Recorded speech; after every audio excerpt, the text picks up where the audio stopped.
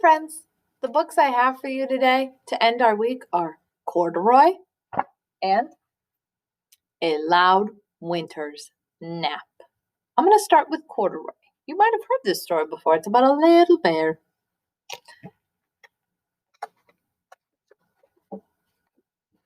And this is our title page. We've been talking about our title page this past week. This title of the story is Corduroy, and the story is written and the pictures are drawn by Don Freeman. Corduroy is a bear who once lived in the toy department of a big store. Day after day, he waited with all the other animals and dolls for someone to come along and take him home. The store was always filled with shoppers buying all sorts of things, but no one ever seemed to want a small bear in green overalls. Then one morning, a little girl stopped and looked straight into Corduroy's bright eyes. "Oh, Mommy," she said, "look, that's the very bear I've always wanted." "Not today, dear," her mother sighed. "I've spent too much already. Besides, he doesn't look new. He's lost the button on one of his shoulder straps."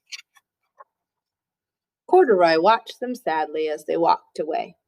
"I didn't know I'd lost the button," he said to himself. "Tonight I'll go and see if I can find it."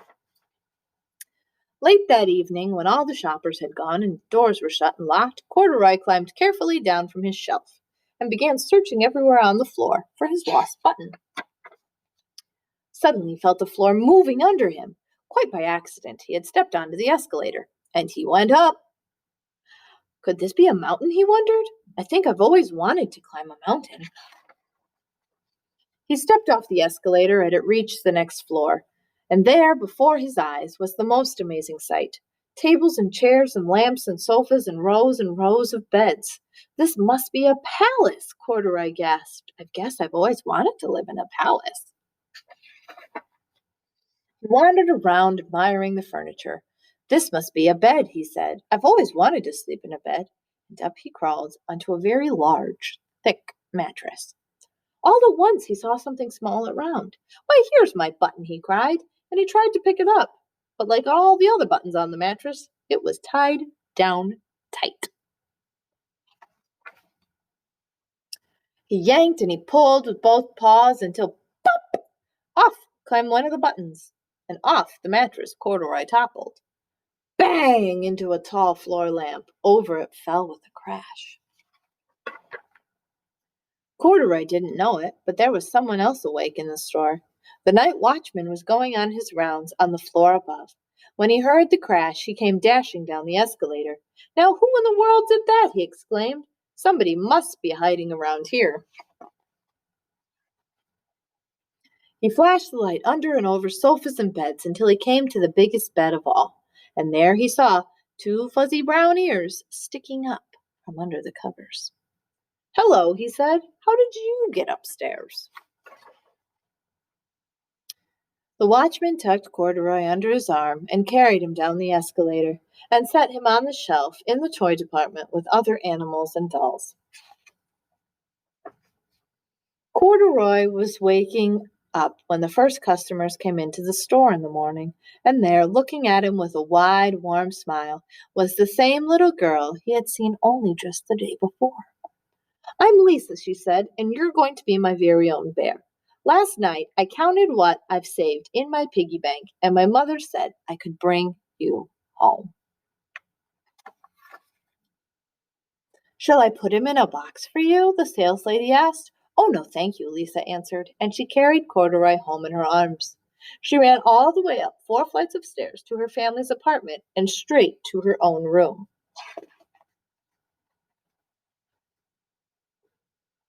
Corduroy blinked. There was a chair and a chest of drawers, and alongside a girl-sized bed stood a little bed, just the right size for him. The room was small, nothing like that enormous palace in the department store. "This must be home," he said. "I know I've always wanted a home." Lisa sat down with Corduroy on her lap and began to sew a button on his overalls. "I like you the way you are," she said, "but you'll be more comfortable with your shoulder strap fastened." "You must be a friend," said Corduroy. "I've always wanted a friend." "Me too," said Lisa, and gave him a big hug. Our last story of the week is Aloud Winter's Nap. Ooh, look at that turtle. He looks awfully grumpy.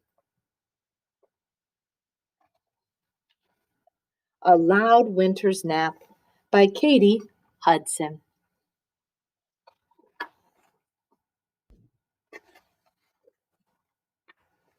Tortoise had just snuggled in for his long winter nap when, see, the sign says, do not disturb until spring. Hello there, Tortoise, chirped Robin. Would you like to join our singing class? No, grumbled Tortoise. I was trying to sleep. Tortoises don't like winter. Why not? Chirped Robin. They just don't, said Tortoise, and he packed up and left in search of a quieter home. Tortoise snuggled down in his new bed. He was just about to close his eyes when tap, tap, tap, tap, tap, tap, tap, tap, tap, tap, tap, tap. Hiya, Tortoise. Would you like to make some ice sculptures with me? Asked Rabbit. No, groaned Tortoise. I was trying to sleep. Tortoises don't like winter. Why not? Said Rabbit. They just don't, said Tortoise, and he packed up again.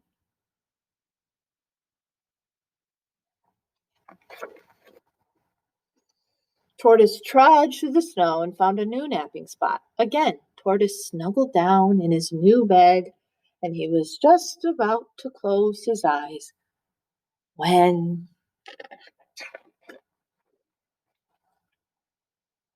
thud, pat, thud. Hey, Tortoise, would you like to play in our snowball fight? Asked Squirrel. No, Tortoise said angrily. I'm trying to sleep. Tortoises don't like winter. Why not? Asked Squirrel. They just don't, groaned Tortoise. Why would anyone want to stay awake for winter? Grumbled Tortoise. He was tired and he was cold and he needed to find a quieter place to sleep. Tortoise decided to move to higher ground. Again, Tortoise snuggled down in his new bed. He was just about to close his eyes when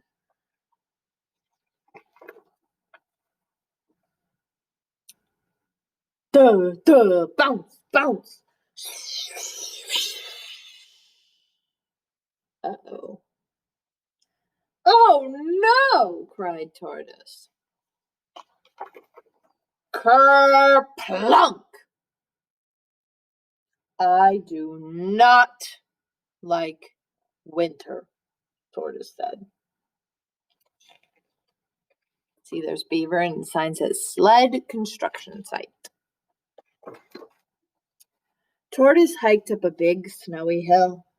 Behind a small tree, Tortoise found a flat piece of wood. It was the perfect place for napping. He snuggled down in his new bed and was about to close his eyes when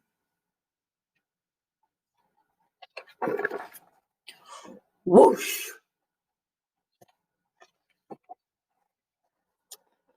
As Tortoise whizzed along, he couldn't help but smiling. Maybe winter isn't so bad, he thought.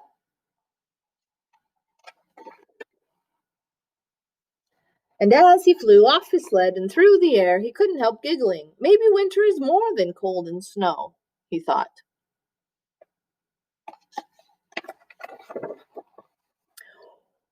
Whee!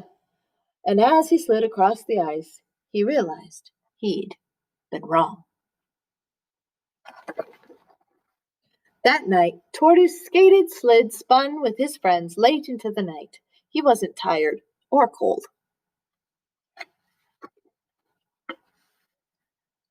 But maybe some tortoises could like winter after all. The end. I hope you enjoyed our books today, friends.